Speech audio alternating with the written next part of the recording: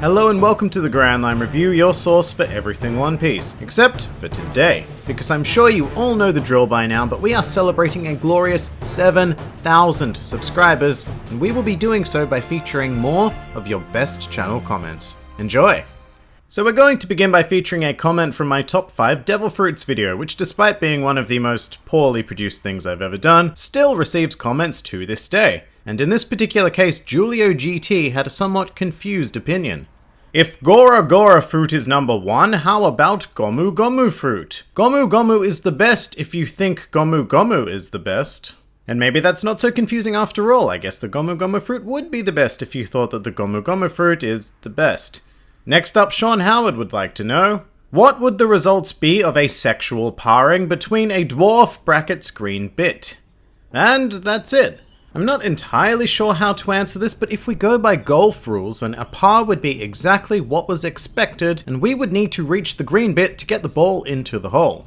I hope that answers your question, Sean. Moving on, Tony Flamingo also has an inquiry. What if are devil fruits? Tony, I'm not sure how you stumbled onto a One Piece channel without that knowledge, but welcome. Just keep watching and all will be explained eventually. Now we have a very confident statement from Dat Hoovy. Perona is piranha. And you know, I've never looked at it from that perspective, so maybe, just maybe, you're right. But recently I did a video on the top 5 femme fatales in One Piece, which elicited some interesting reactions, let's say. One most notably from Simpleton S. Man. Good thing I already whacked my wiener. And this next comment from Matt Ibarola sums up my feelings on that matter. Next up, we have one of the vaguest requests I have ever received from Ksaria08. Can anyone tell me a website for this? And no, Ksaria, I can't. I have no idea what you're even referring to. Oh wait, that's what you're replying to. Well, my answer is still no. Alright, moving on, we have an ever so intriguing comment from Herogeddon. Shrimp nipples. And guys, wait, no, come on. Guys. And now it's time for the buffoon of the week. And this week's buffoon is Victoria Bennett. Here I am, double comma, making a buffoon of myself in the comments section only not to make it, double comma again.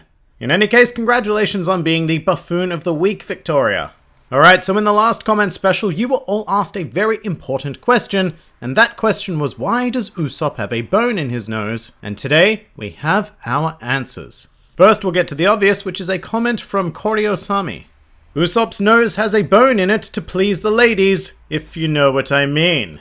Although Jamie Boccanegra has other ideas. Usopp has a bone in his nose because he has a weed in there. Just a single weed, of course. And we also cannot discredit this theory from Pantless Ninja. The bone in Usopp's nose is the missing piece of his spine, which explains why he lacks any form of backbone. Ouch, just ouch. And in the complete opposite direction, we have a hypothesis from Granite Dud. Usopp has a bone in his nose because otherwise he'd have a flaccid nose and look like Squidward. You can't have a god looking like Squidward. And look, I think that many people might just disagree with you on that, but thank you for your theory anyway. Finally, the most simple idea comes from DarkFang27, who states, Usopp got his dick in the wrong place.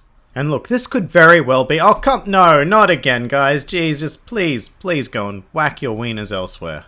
On that note, I am going to present you all with a new question for discussion. This inquiry comes from the Radical Man 3.14, who wants to know, who would win in a fight? Black bread versus white bread. And that pretty much does it for this edition of the Best Channel Comments. And as always, I look forward to delivering more of our regular One Piece content. This has been the Grand Line Review, and I'll see you next time.